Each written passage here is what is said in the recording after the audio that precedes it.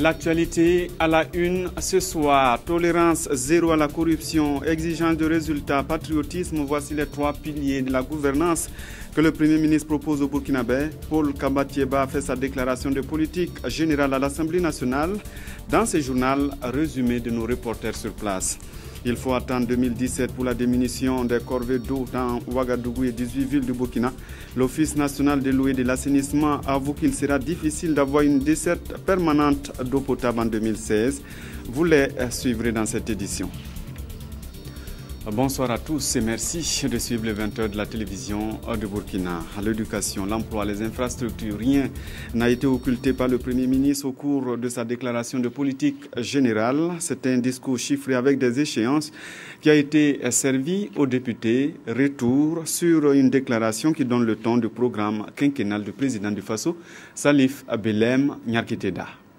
À genoux économiquement et essoufflé en termes de développement, mais aussi à la croisée des chemins dans le secteur de la sécurité que le Premier ministre Paul Kabatieba a présenté à la représentation nationale avant de décliner son discours de politique nationale. Pour remettre alors les pendules à l'heure, il faut se remettre au travail avec à l'esprit trois valeurs essentielles. Le patriotisme, oui, c'est la base de l'engagement. L'attachement viscéral à l'éthique et à la probité. Le volontarisme pour mettre notre pays sur un sentier de croissance forte.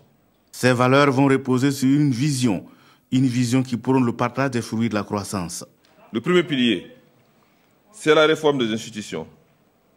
C'est la modernisation de l'administration pour plus de justice sociale, de démocratie, de liberté et la lutte contre les inégalités et la corruption.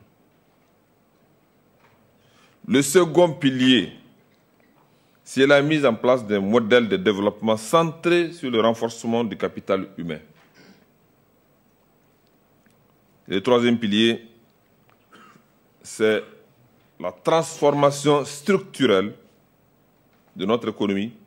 Pour ce faire, le gouvernement Tieba va imprimer sa marque, une marque axée sur des institutions fortes. Dans la construction d'un État de droit, la justice constitue un pilier fondamental. Au regard de l'ampleur et de la complexité des problèmes de la justice burkinabé, l'action de mon gouvernement consistera à faire de la justice une institution impartiale et performante au service du peuple. La sécurité constitue un pilier essentiel pour la mise en œuvre du programme quinquennal du président du Faso et le Premier ministre à sa proposition. Mon gouvernement organisera des assises nationales sur la sécurité en vue de formuler une politique et une stratégie nationale de sécurité intérieure reposant sur l'adhésion des populations et l'étroite collaboration des pays de la sous-région. Tout en poursuivant les réformes nécessaires pour garantir le caractère républicain de nos forces de défense et de sécurité, le gouvernement entend renforcer significativement leurs capacités opérationnelles afin qu'elles puissent assurer avec efficacité la défense de l'intégrité du territoire national et qu'elles participent activement aux actions de développement. À ce titre, le gouvernement annoncera une loi de programmation militaire. La décentralisation va connaître une accélération majeure avec le transfert conséquent des ressources, déclare le chef du gouvernement. Le nouveau exécutif entend insuffler un nouveau dynamisme de développement par un référentiel dit Programme national de développement économique et social. Ce programme va permettre de prendre en compte tous les secteurs sociaux de base et de lutter efficacement contre la pauvreté et le chômage. Beaucoup d'infrastructures sanitaires et éducatives seront réalisées à cet effet. Le gouvernement travaillera à désenclaver le pays par la construction de près de 5000 pistes rurales et 2850 km de bitume. L'énergie, l'eau, l'hygiène n'ont pas été occultés par le Premier ministre. Paul Kabatieba promet prendre des actions fortes pour la mécanisation de la production agricole et animale. Les secteurs de la culture, du tourisme et du sport bénéficieront d'une attention particulière de la part de l'exécutif qui entend renforcer les actions pour mieux opérationnaliser les recettes douanières et fiscales et aussi la coopération multilatérale avec les partenaires du Burkina Faso pour mettre en route ces chantiers. Direction à l'Assemblée nationale à présent où nous attend Nathalie Kaoré. Bonsoir Nathalie.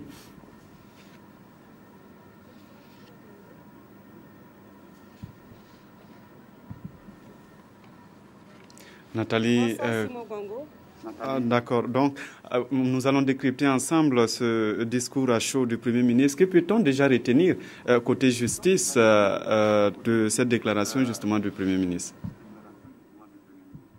Merci Simon Gongo. Il faut le rappeler, pendant plus de 2 heures, le Premier ministre Paul Kabat-Thiéba a décliné à la représentation nationale les grands chantiers de développement que son gouvernement a arrêtés pour le Burkina Faso. Il y a beaucoup à retenir de cette déclaration de politique générale du Premier ministre, puisque tous les secteurs d'activité ont été pris en compte, comme on vient de le voir dans le reportage précédent. Et dans le domaine de la justice, par exemple, l'engagement pris ce soir par le Premier ministre est de lutter efficacement contre la corruption, souvent décriée dans le secteur de la justice, et d'œuvrer également à l'égalité des chances entre les justiciables devant cette justice et enfin rapprocher cette justice du justiciable.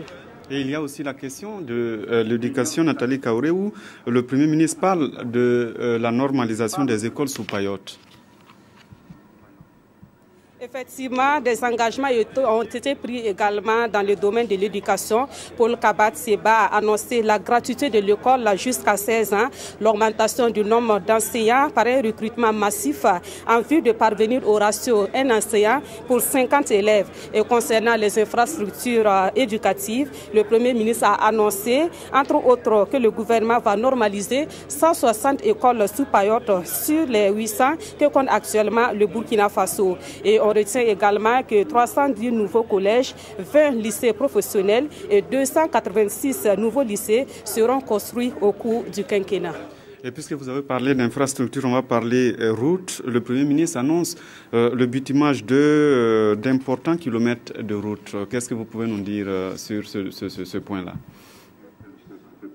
Voilà, avant de parler des infrastructures routières, je tiens à préciser que toujours dans le domaine de l'éducation et précisément en ce qui concerne l'enseignement supérieur public, le Premier ministre a estimé que c'est inacceptable que des temples de savoir manquent de ressources humaines et infrastructurelles. Et pour faire face à la crise dans les universités à court terme, le gouvernement va créer ce qu'il a appelé une université virtuelle, 6 cités universitaires, 26 amphithéâtres dont 10 en 2016 et 46 bâtiments pédagogiques dont 12 en 2016. Revenant maintenant aux infrastructures routières, Paul Kabat-Thiéba a dit que son gouvernement va réaliser 5000 km de pistes rurales. Il y a aussi ce vaste chantier, ce vaste programme de bitumage de 2850 km de route de plusieurs projets routiers est déjà acquis pour 2016 selon le Premier ministre. On peut citer par exemple le bitumage de la route Kongoussi-Guibo qui va coûter 21 milliards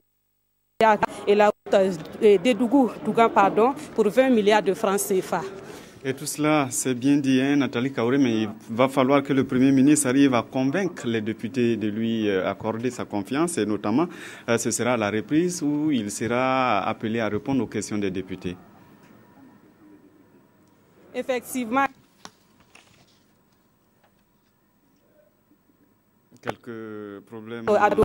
techniques. On est avec Nathalie Kaoré.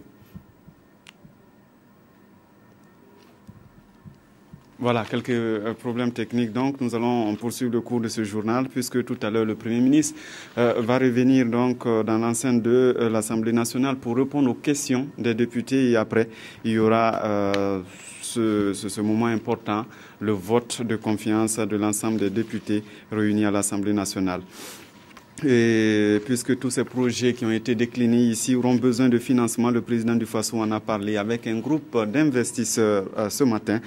Il y a eu des échanges qui ont porté sur les investissements directs et indirects dans le pays. Le chef de l'État a aussi reçu les parlementaires de l'UEMOA, Jean Zongo Tangakafando.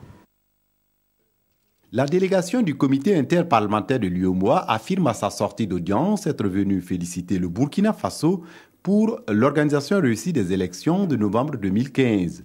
Pour son vice-président qui dirigeait la délégation, des réflexions sont en cours sur des réformes au sein du comité et il était indiqué de venir solliciter les conseils de Roch-Marc Christian Kaboré. Ce n'est pas tous les jours qu'on rencontre un chef d'État. Quand on les rencontre, on profite aussi pour parler de quelques réflexions en cours. C'est fait un peu le cas du devenir du CIP-UEMOA et le futur Parlement dans ce cadre, qui a été abordé par la conférence des chefs d'État et de gouvernement en janvier dernier. Faire du Burkina Faso une destination privilégiée des investisseurs étrangers, c'est l'ambition de Synergie Burkina Faso.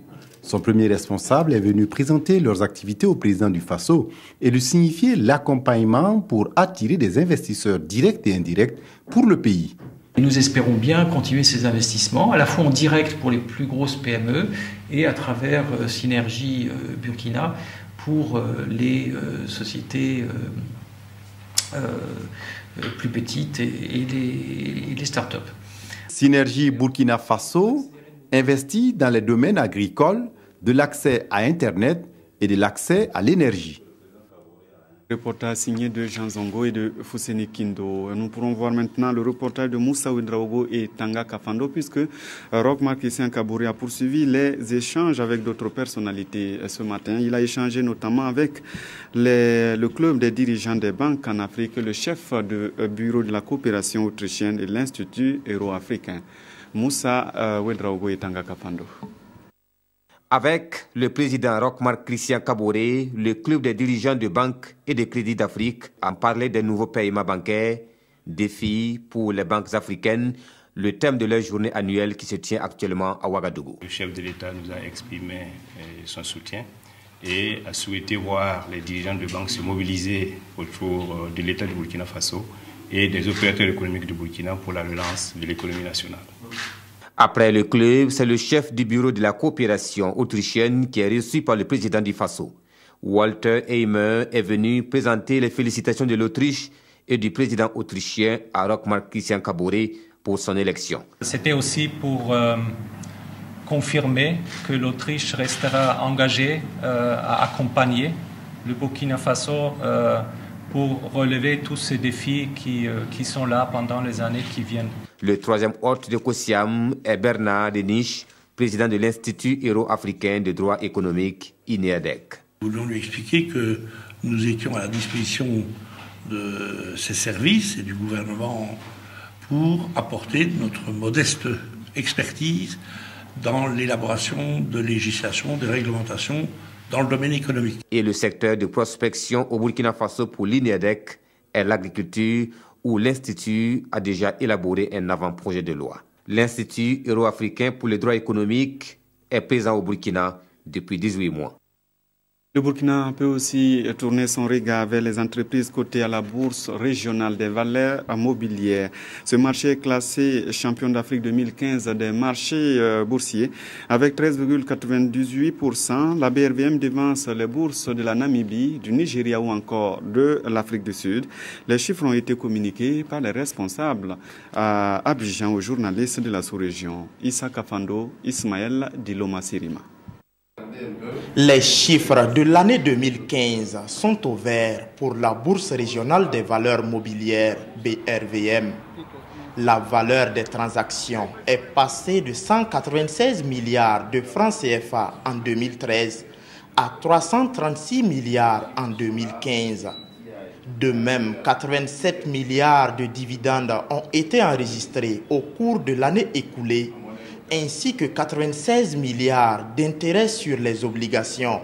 Un investisseur qui aura investi dans l'indice composite de la BRVM 100 000 francs tout au long de l'année 2015 aura gagné 17 770 francs à la BRVM, alors qu'il n'aura gagné que 11 580 francs s'il a fait le même investissement au Botswana.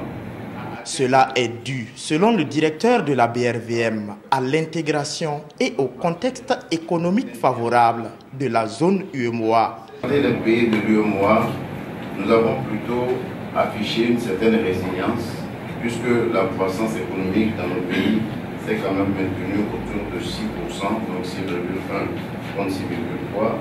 Au chapitre des perspectives, la BRVM espère franchir la barre des 400 milliards de francs CFA de valeur annuelle de transactions en 2016.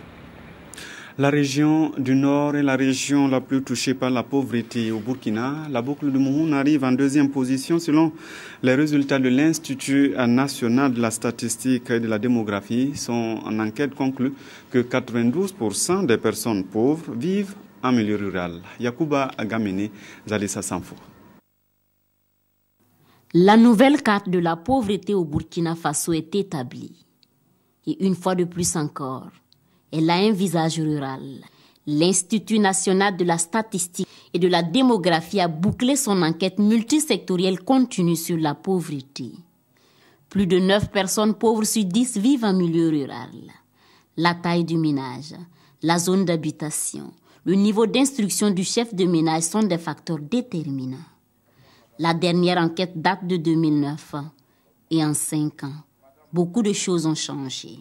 L'incidence de la pauvreté a évolué, disons, a régressé puisque nous étions à 47% en 2009 et aujourd'hui, 2014, nous sommes passés donc à 40%. Et donc, c'est vraiment le résumé des progrès qui ont été accomplis dans l'amélioration des conditions de vie des ménages burkinabés au cours de cette période-là.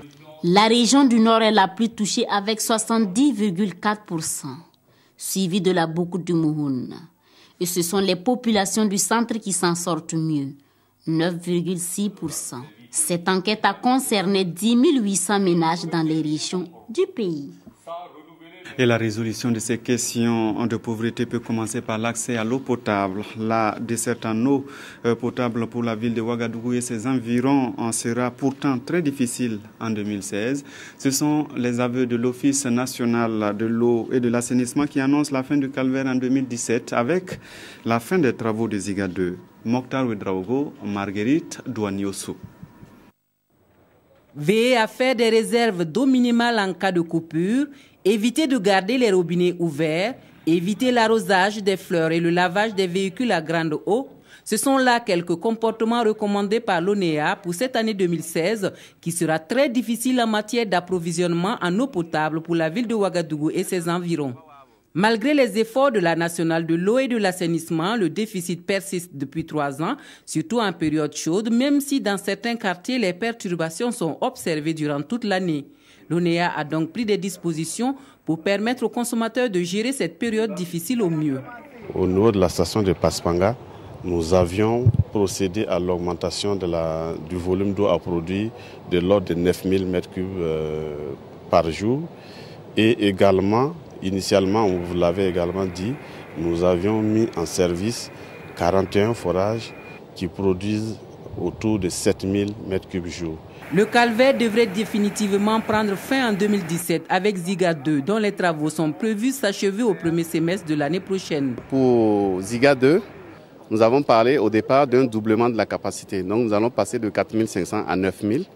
Mais aujourd'hui, on a vu un peu plus loin, nous ajoutons également 3000. Donc de 4500, nous ajoutons 7500 m3/h. C'est-à-dire que nous allons en définitive atteindre près de 12 000 m3 par heure. En plus de Ouagadougou, 17 autres villes connaissent cette situation de déficit à travers le Burkina Faso. La visite de ce matin des installations de l'ONEA au barrage de Ziga par la presse a pour double objectif d'informer les hommes de médias sur la situation actuelle de la desserte en eau potable dans les centres déficitaires et des mesures prises pour résorber ou atténuer le déficit en attendant de meilleurs jours.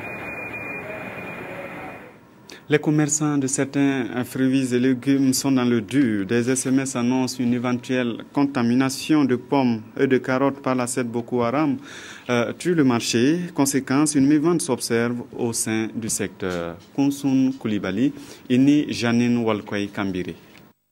Depuis un certain temps, des messages venant de sources inconnues sur des réseaux sociaux et sur des téléphones portables font état de carottes, pommes, pastèques et autres fruits venant du nord qui seraient empoisonnés par la secte Boko Haram. Ce qui a entraîné une certaine psychose auprès des populations avec pour conséquence une mévente de ces produits sur le marché. Affaire de Boko Haram, on a gâté notre marché. Les pommes, les pastèques, les carottes, ça ne marche plus. Donc on veut demander les autorités pour qu'ils nous aident un peu de marché. Pour éclaircir, que c'est fou. Pas content. On classe comme ça et puis on vient ramasser le soir comme ça. Il n'y a pas marché. On souhaite seulement qu'ils n'ont qu'à nous aider, que les clients vont venir payer les fruits là.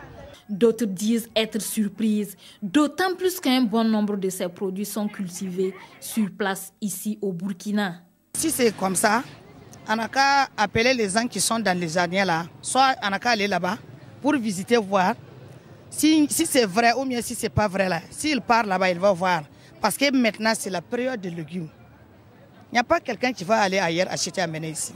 Une situation qui inquiète la Ligue des consommateurs, qui appelle les autorités sanitaires à se prononcer sur la question dans le but de mettre fin à la psychose. Compte tenu des effets néfastes et de ces rumeurs-là sur l'activité de ces vendeuses et également sur le comportement des consommateurs, nous sommes obligés d'interpeller le gouvernement en général, le ministère de la Santé en particulier à travers le Laboratoire national de santé publique, pour lui demander de faire ne serait-ce que des prélèvements et faire des analyses pour situer les gens.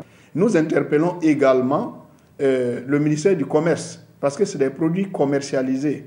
Nous pensons également que le ministère de l'Agriculture devrait avoir son mot à dire, parce que certains de ces produits-là sont cultivés au Burkina Faso. Le Laboratoire national de santé publique dit être à pied d'œuvre pour situer les consommateurs. Et pour plus d'efficacité, il se garde de donner un délai quant aux résultats des analyses en cours. Le ministère de l'Agriculture nous a envoyé des échantillons que nous sommes en train de traiter. Nous les traitons d'abord avec les paramètres que nous utilisons en routine, mais cela ne suffit pas. Nous avons besoin aussi de monter des procédures pour d'autres paramètres, pour viser d'autres contaminants potentiels. Et cela prend du temps. Et à l'heure d'aujourd'hui, nous sommes toujours en train de compléter les informations en la matière. Le directeur général Maxime Drabo tient à rassurer les populations et les invite à plus de vigilance, de sérénité et à éviter la psychose. Car selon lui, s'aimer la psychose dans le pays pourrait en réalité être l'objectif premier de ceux qui ont émis ces messages sur les réseaux sociaux et les téléphones portables. Un réseau de placement d'hommes en Arabie Saoudite vient d'être démantelé par la gendarmerie nationale. Le cerveau serait un responsable d'une agence de voyage qui profiterait de sa licence pour mener cette activité. Il avait recruté par exemple 282 personnes qu'il devait convoyer à Médine. Nongma Kouda Nyarkiteda. C'est un réseau pas comme les autres qui a été démantelé par la brigade ville de gendarmerie de Kossiam. Il est spécialisé dans un trafic de personnes et placé à Médine en Arabie Saoudite. Les faits remontent au 12 octobre 2015, date à laquelle l'ambassade du Burkina en Arabie Saoudite adresse une correspondance aux autorités burkinabè faisant état du décès de suite de pendaison d'une jeune burkinabè employée comme fille de ménage à Médine. Des investigations sont alors ouvertes et ont conduit les enquêteurs vers une agence de voyage de la place. Sawatou, il y a lieu de dire, est représenté par le sieur Sawadou Gorasmane, 6 aux 1200 logements à Ouaga. Une perquisition effectuée dans son agence a permis la découverte de 179 dossiers et 40 passeports de personnes déjà recrutées à Ouaga, Bobo, Kaya, moyennant une somme comprise entre 400 000 et 600 000 francs par personne. Interrogé à présenter son autorisation lui permettant une telle pratique et déclare ne pas posséder d'autorisation. À ce jour, 282 personnes sont recrutées sans aucune forme de procédure et devraient être convoyées pour une structure privée saoudienne en quête de main-d'œuvre facile. De quel travail s'agit-il? La gendarmerie ne saurait le dire, mais tout porte à croire l'Eldorado tant recherché tourne au vinaigre. À en croire la gendarmerie, 2 personnes sont mises aux arrêts pour le moment dans cette affaire. Et voilà, la revue de presse à présent, la déclaration de politique générale du Premier ministre et le trafic de personnes vers l'Arabie Saoudite font la une des quotidiens du jour. Aimé Solange Guigma. Il est question dans les quotidiens du jour du trafic de personnes vers l'Arabie Saoudite. Une agence spécialisée dans le pèlerinage à la Mecque interpellée titre aujourd'hui au Faso. À ce propos, le quotidien indique que ce sont 2 trafiquants qui ont été interpellés. L'observateur Palga nous signifie que c'est l'autre convoyage de Sawatour, cette agence de voyage certainement connue des fidèles musulmans quand vient le moment d'effectuer le pèlerinage à la Mecque. Mais qu'est-ce qui a bien pu amener la gendarmerie à mener l'enquête, se demande l'Obs. Pour DNF, tout est parti de la mort par pendaison de Malgoubri, Aïcha Philomène, ressortissante burkinabé précédemment employée comme fille de ménage à Médine. L'invite a été faite aux populations dans les colonnes de Sidouaya de signaler toute pratique illicite dont elles ont connaissance en appelant les services de police et de la gendarmerie. Pendant ce temps, le soir se penche sur la déclaration de politique générale de Paul Thiéba. Pablo saura-t-il convaincre ce soir, se demande ce journal. Il faut croire que oui, répond-il. Pour l'observateur Palga, Petit Paul, comme on l'appelait au lycée Newton, sortira grand de son premier face-à-face avec les élus. On s'arrête là pour ce soir. Tout à l'heure, retour sur le direct avec l'Assemblée nationale où le Premier ministre va devoir répondre aux questions des députés et faire face au vote de confiance. Merci de nous avoir suivis. À demain.